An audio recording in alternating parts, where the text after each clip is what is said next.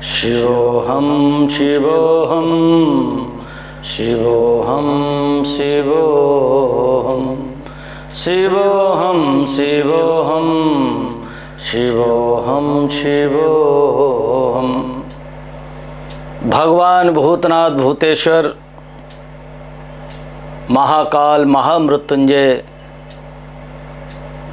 देवों में महादेव आदिदेव औढ़ानी आस्तोष नीलकंठ प्रभु भोलेनाथ के चरणों में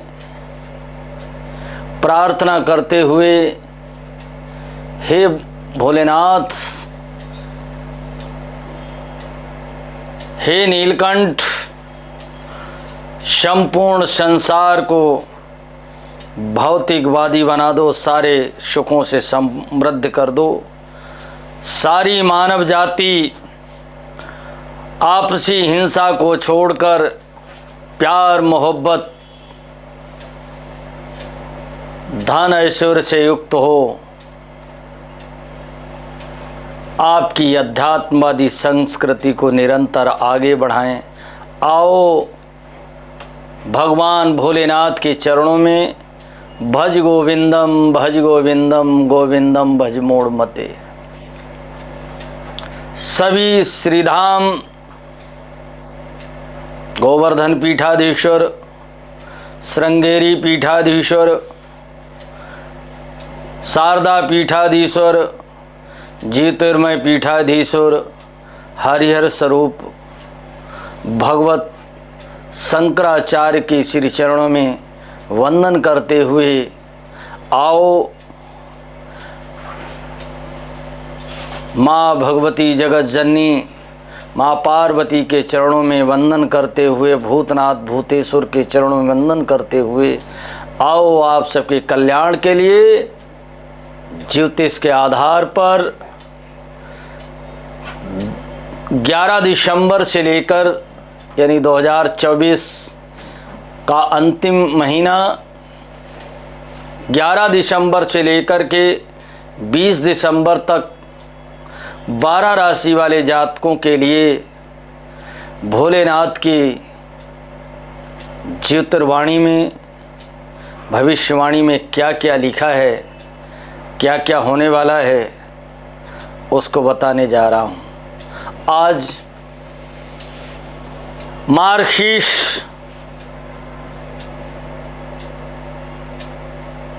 वर्ष की अंतिम से पहली एकादशी, जिसका नाम है मोक्षदा एकादशी। मोक्षदा का मतलब होता है संसार के छल प्रपंच मोह माया अंधकार से दूर, तम से दूर और उस परम सत्ता को, इस ब्रह्मांड की उसमें सम्मिलित होना, मोक्ष प्राप्त करना।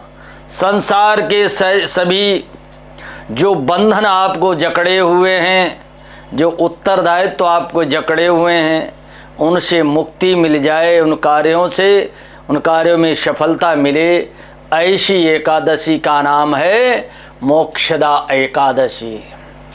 मोक्षदा एकादशी दिन है बुधवार, और इसी दिन महाभारत के मैदान में जब कौरव और पांडवों की सेनाएं आमने सामने खड़ी थीं और संजय से धृतराष्ट्र ने पूछा कि धर्म क्षेत्रे कुरुक्षेत्रे संवेतायुत्सवा माम कहा पांडवा शैव किम कुर्वते संजय। हे संजय,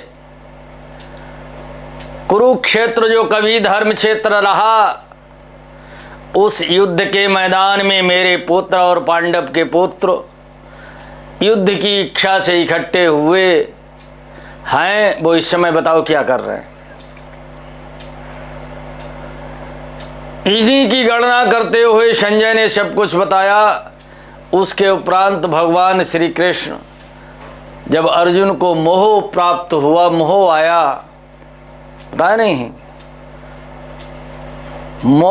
उस मोह से, उस मोक्ष से, जिस मोह में वो फंसे, उसको दूर करने लिए भगवान जनार्दन ने, नटवर नागर ने युद्ध के मैदान में उस गीता का वर्णन किया।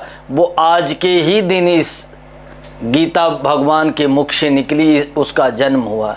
इसलिए आज 11 दिसंबर दिन बुधवार, एकादशी का दिन गीता जयंती से भी जाना जाता है।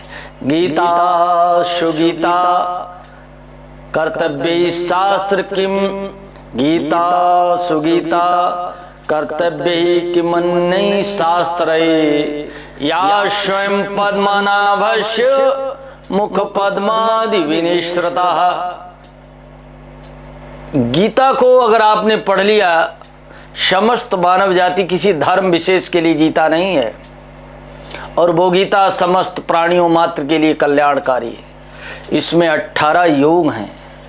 ऐसा दिन, और इसी गीता में भगवान कहते हैं माशानाम मार्गशीर्षोहम ऋतूनाम कुष्माकराः। ये एकादशी का त्यौहार, ये एकादशी भगवान कृष्ण की स्वयं स्वरूप में एकादशी है।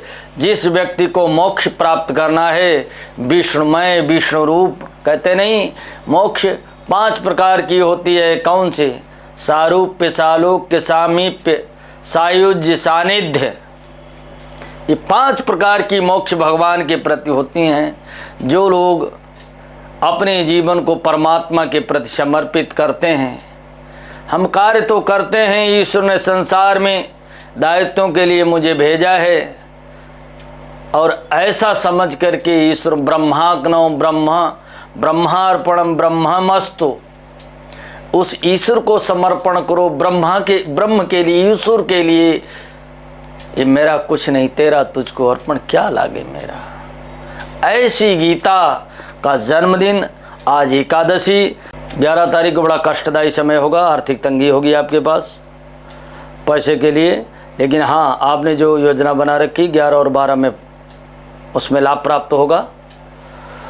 13 और 14 दिसंबर दिन शुक्रवार और शनिवार, और 15वीं, इन 3 दिन आप भगवान का स्मरण करके